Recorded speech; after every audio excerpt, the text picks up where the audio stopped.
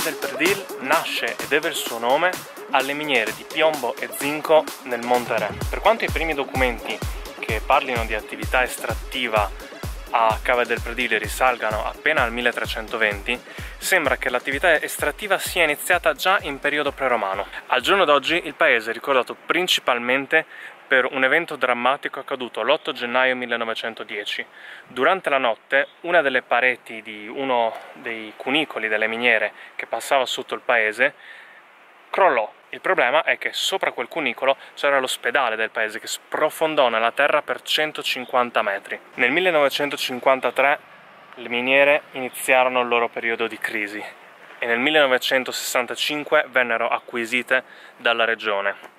Durarono fino al 1991, quando vennero chiuse e trasformate in un museo. Oggi le principali attrattive di Cave del Predil sono appunto il Museo Minerario e il Museo delle Prealpi Giulie e questo lago. Questo è il lago di Cave del Predil, è il secondo lago naturale più grande del Friuli Venezia Giulia, secondo solo a quello di Cavazzo. Con la chiusura della miniera il paese è stato decimato, dagli oltre 2100 persone che ne abitavano sono rimaste solo 400. E per quanto l'attività sia stata completamente fermata, l'apertura dei musei e questo lago hanno trasformato un possibile paese fantasma in una località turistica. Ormai lo sapete, ci resta solo una cosa da fare.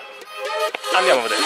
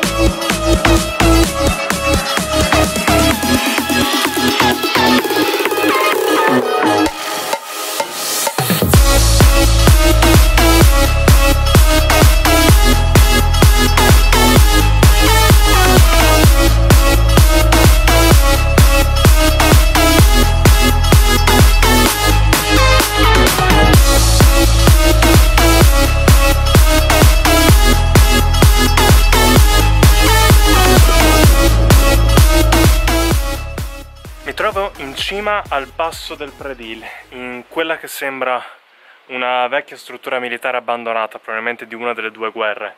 Un pochino inquietante, devo ammetterlo, però molto particolare.